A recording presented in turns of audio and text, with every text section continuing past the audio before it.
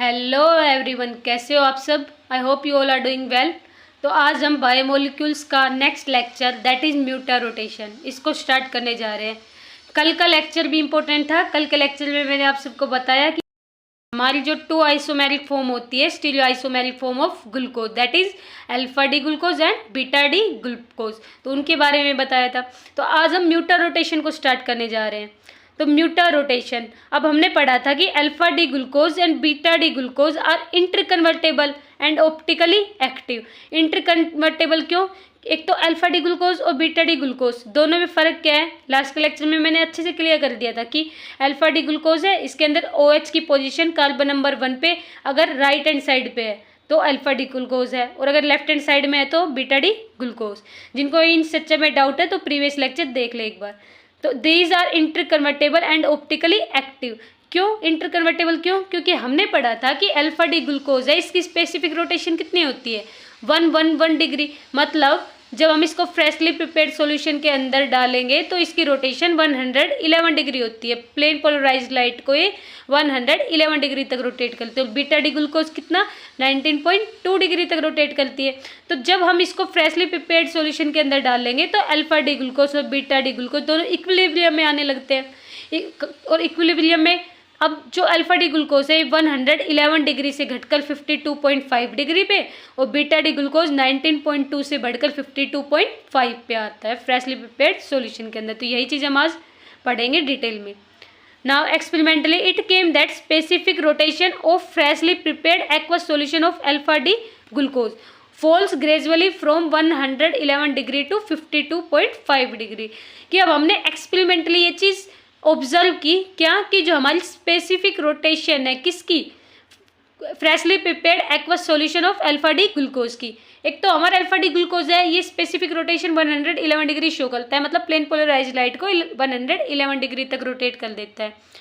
तो अब जब इसको फ्रेशली प्रिपेयर्ड एक्वस सॉल्यूशन में डालेंगे तो इसकी 111 डिग्री से स्पेसिफिक रोटेशन चेंज होके 52.5 डिग्री पे आ जाती है विद टाइम, और बीटा डी ग्लूकोज की इंक्रीज होकर के 19.2 से 52.5 पे आ जाती है। तो ये लिखा हुआ है मैंने कि अल्फा डी ग्लूकोज है, इसकी स्पेसिफिक रोटेशन 111 डिग्री है, इक्विलिब्रियम में आता है ये, तब इसकी 52.5 हो जाती है। और बीटा डी ग्लूकोज है, इसकी 19.2 थी, तो ये जब इक्विलिब्रियम में आएगा तो इसकी 52.5 हो जाएगी। अब ये है कि प्लेन पोलराइज्ड लाइट यूनिडायरेक्शनल होती है। अब इनको जब हमने ग्लूकोज का जो सॉल्यूशन है अल्फा डी ग्लूकोज, इसमें से जब पास कराएंगे तो 111 डिग्री तक रोटेट हो जाएंगी। और जो ये प्लेन पोलराइज्ड लाइट है, इनको जब हम बीटा डी ग्लूकोज वाले सॉल्यूशन में से पास कराएंगे तो ये 19.2 डिग्री तक स्पेसिफिक रोटेट होएगी। और जब हम प्लेन पोलराइज्ड लाइट को एक्वस फ्रेशली प्रिपेयर्ड सॉल्यूशन में से पास कराएंगे तो अल्फा डी ग्लूकोज इक्विलिब्रियम में आएगा 52.5, और बीटा डी ग्लूकोज इक्विलिब्रियम में 19.2 से बढ़कर 52.5। तो ये दोनों के दोनों इंटरकन्वर्टेबल हो गए कि भाई अल्फा डी ग्लूकोज 111 डिग्री से घटकर 52.5 हो गया, और 19.2 से बीटा डी ग्लूकोज अपनी स्पेसिफिक रोटेशन को इंक्रीज कर कितने पे हो गया 52.5 पे। इसी प्रोसेस को हम बोलते हैं mutarotation. Now both are present in container. अब प्लेन पोलराइज्ड लाइट को 111 डिग्री अल्फा डी ग्लूकोज को रोटेट नहीं कर पाएगा। इसमें क्या लिखा हुआ है कि अब दोनों के दोनों किस में, कंटेनर में है, दोनों फ्रेशली प्रिपेयर्ड सॉल्यूशन के अंदर है, अल्फा डी ग्लूकोज भी और बीटा डी ग्लूकोज भी। तो अब बीटा डी ग्लूकोज भी आ गया। पहले तो जब हम प्लेन पोलराइज्ड लाइट को हम खाली अल्फा डी ग्लूकोज वाले सॉल्यूशन में से पास करा रहे थे तो 111 डिग्री तक रोटेट हो रहा था, लेकिन अब उस सॉल्यूशन में बीटा डी ग्लूकोज भी आ चुका है। तो अब plane polarised light alpha D glucose का तो सॉल्यूशन है नहीं, बीटा डी ग्लूकोज भी है, तो 111 डिग्री तक रोटेट नहीं करवा पाएगा। यही चीज़ लिखी हुई है यहाँ पे।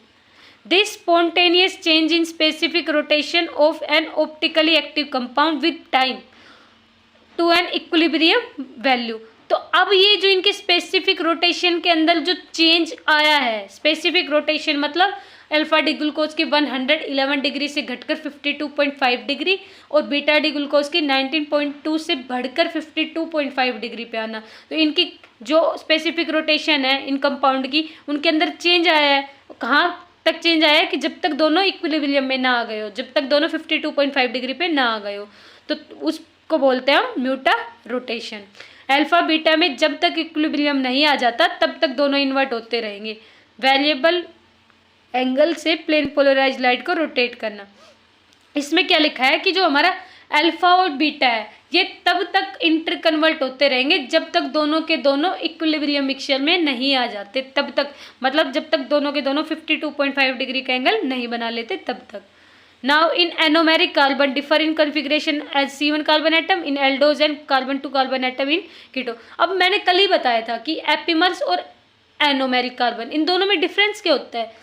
एपिमर्स के अंदर क्या होता है कि कोई भी एक कार्बन एटम की स्टीरियोआइसोमेरिक फॉर्म चेंज हो जाए किसी एक ग्रुप की पोजीशन को चेंज करने से। जैसे हमारा एग्जांपल मान लिया हमने अल्फा डी ग्लूकोज और बीटा डी ग्लूकोज ही था, तो उसके अंदर हम कार्बन 1 देखा था, वो OH अगर लेफ्ट साइड में था तो बीटा डी ग्लूकोज था और राइट साइड में था तो अल्फा डी ग्लूकोज था। तो ऐसे एपिमर्स को बोलते हैं। एपिमर्स के अंदर जो the type of stereoisomer that are different from each other only at one carbon centre then anomeric carbon.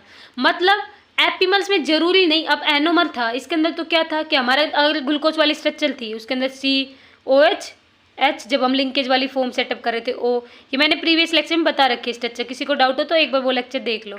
OH COH ऐसे ऐसे अटैच था। तो इसके अंदर हमने देखा था कि जो OH और H इसके अंदर ये फर्स्ट कार्बन एटम था, ये क्या था हमारा first chiral carbon atom, chiral हो गया था बाद में। पहले तो हमारा जो जनरल ग्लूकोज होता है उसके अंदर सिर्फ 4 कायरल सेंटर होता है, कार्बन नंबर 2, 3, 4 और 5 पे। लेकिन जब हमने इसकी ये वाली हार्वर्ड प्रोजेक्शन फॉर्मूला बनाया, इसका ये साइक्लिक फॉर्म वाली बनाई थी, उसमें भी देखा था हमने ये चीज़ कि अब ये जो कार्बन है ना ये हमारा हेमी एसिटल फॉर्म जनरेट कर रहा है। क्यों? क्योंकि यहाँ पे C है, यहाँ पे OH है, यहाँ पे हमारा H है और यहाँ पे C और यहाँ पे ऑक्सीजन, मतलब चारों ग्रुप अलग अलग ग्रुप है। यहाँ पे H है, यहाँ पे OH है, यहाँ पे कार्बन वाला है और यहाँ पे ऑक्सीजन वाला है। चारों ग्रुप अलग अलग अटैच होने के कारण अब ये जो हमारा कार्बन नंबर 1 है एक कायरल कार्बन बन गया है। तो हेमी एसिटल फॉर्म हो या हेमी कीटल फॉर्म हो या फिर कीटल फॉर्म हो, इसके अंदर कार्बन नंबर 1 स्पेसिफिक कार्बन है कि कार्बन नंबर 1, इसके अंदर हम पोजिशन देखेंगे। तो पोजीशन को देखा हमने OH, अब यहाँ पे ये कायरल भी बन चुका है और ये OH और H मतलब चारों अलग अलग ग्रुप अटैच थे, इसलिए OH की पोजीशन हमारी अगर हम राइट में कर दे तो फिर अल्फा बन रहा था और लेफ्ट में कर दे तो बीटा। मतलब एक कार्बन एटम है उसके अंदर इस ग्रुप की पोजीशन को हम चेंज करने से 2 स्टीरियो आइसोमेरिक फॉर्म आ रहे थे अल्फा और बीटा। तो ऐसे को बोलते हैं एनोमेरिक कार्बन की कार्बन नंबर 1 पे हो, क्योंकि ऑलरेडी ग्रुप होता है कार्बन नंबर 1 पे ग्लूकोज में, और फ्रक्टोज के अंदर क्या कार्बन नंबर 2 पे कीटोनिक ग्रुप होता है तो कार्बन नंबर 2 पे। तो स्पेसिफिक हो गया ना कि कार्बन नंबर 1 और 2, तो इनको बोलते हैं एनोमेरिक कार्बन। और जब स्पेसिफिक नहीं होता मतलब हमारा फिफ्थ, अब जैसे रेबिनोज की स्ट्रक्चर होगी, ग्लूकोज की स्ट्रक्चर होगी, इनके अंदर हमारे OH की पोजिशन है वो 3rd 4th, मतलब इन पे डिफरेंस होने के कारण अलग अलग स्ट्रक्चर हो रही थी। तो मतलब एपिमर्स में जरूरी नहीं कि वो 1st और 2 पे ही हो, कहीं पे भी हो सकता है। अब किसी भी कार्बन एटम पे OH या फिर कोई अदर जो ग्रुप है उसकी पोजीशन को चेंज करने से स्टीरियो आइसोमेरिक फॉर्म चेंज हो जाए तो उसको हम एपिमर बोलते थे, और स्पेसिफिक 1 और 2 पे ही हो तो वो हमारा एनोमेरिक होता है। इसीलिए तो बोलते हैं कि हमारा जो एनोमर्स होता है वो एपिमर्स का स्पेशल केस होता है। I hope now it is clear. Now glucose and mannose differ in configuration around C2। तो C2 एपिमर्स, अब ग्लूकोज और मैनोज की जो स्ट्रक्चर है ना, ग्लूकोज में क्या होता है COHH COHH ऐसे होता है, लेकिन मैनोज होता है उसके अंदर क्या होता है COHH C। ये जो OH ग्लूकोज में यहाँ पे आता है ना, OH मैनोज में यहाँ पे आता है OH। तो सिर्फ OH की पोजीशन डिफर होने से उन दोनों का नेम सब कुछ चेंज हो गया, ग्लूकोज बन गया एक मैनोज बन गया, तो उनको बोलते हैं C2 एपिमर्स। एपिमर्स बोल रहा है, अभी हमने एनोमर्स नहीं बोला। क्यों? अभी बताया मैंने C2 कार्बन एटम हो सकता है कब? कीटोनिक ग्रुप में। C2 कार्बन एटम इन कीटोनिक ग्रुप। क्यों? क्योंकि कीटोनिक ग्रुप में कार्बन नंबर 1 पे कभी कीटोनिक ग्रुप नहीं आता, हमने देखा होगा। एक कार्बन नंबर 1 पे एल्डिहाइडिक ग्रुप आता है, तो कार्बन नंबर 2 पे जब कीटोनिक ग्रुप आए तो अपने आप में तो फर्स्ट पे ही माना जाएगा ना। क्यों? क्योंकि कीटोनिक ग्रुप फर्स्ट पे कभी आता ही नहीं, सेकंड पे आता है, और सेकंड हमारा फर्स्ट ही तो माना जाएगा यहाँ पे। तो glucose and mannose differ in configuration around C2।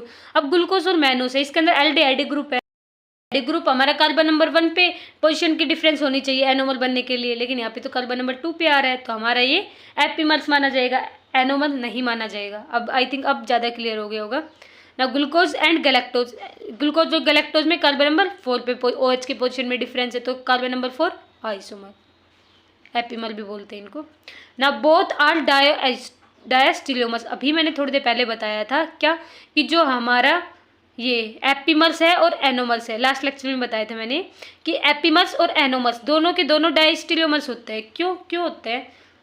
Diastereo isomers उनको बोलते हैं जिनकी कोई मिरर इमेज नहीं होती, मतलब जो मिरर इमेज नहीं बनाते।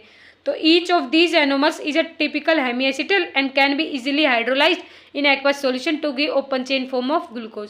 अब इसमें लिखा हुआ है कि ये तो एक फैक्ट था, ये अलग फैक्ट था, ये अलग फैक्ट है कि ये बोथ आर डायस्टीरियोमर्स, कि एपीमर और एनोमर दोनों के दोनों डायस्टीरियोमर्स होते हैं, इनकी कोई मिरर इमेज नहीं होती। नेक्स्ट पॉइंट है कि each of these anomers is a typical hemiacetal, की एनोमर्स है ना हमारा हेमीएसिटल होता है। हेमीएसिटल मतलब जहाँ पे चारों ग्रुप अलग अलग ग्रुप हो, हमने यहाँ पे देखा था ग्लूकोज वाले में COH नीचे C, यहाँ पे ऑक्सीजन से, तो ये कायरल सेंटर बन गया था हमारा बाद में। तो कायरल, और ये हेमीएसिटल फॉर्म भी है। हेमीएसिटल फॉर्म क्या होती है? मैंने बताया था हेमीएसिटल फॉर्म होती है COH OR R और H, ये फॉर्म होते हैं, नहीं हमारी हेमीएसिटल फॉर्म होती है।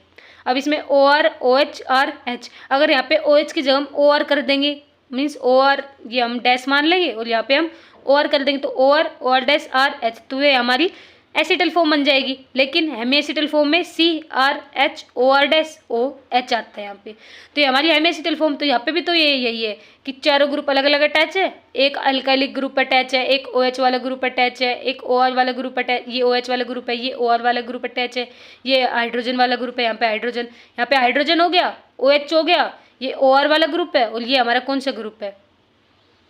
R वाला, एल्काइल वाला, ये वाला ग्रुप है। तो हमारी हेमीएसिटल फॉर्म हो गई ना। तो each of these anomers is a typical hemiacetal and can be easily hydrolyse in aqueous solution to give open chain form of glucose. So that's all for today. I hope mutar rotation is clear to you. If any case you have any kind of doubt, then you can comment in the comment section.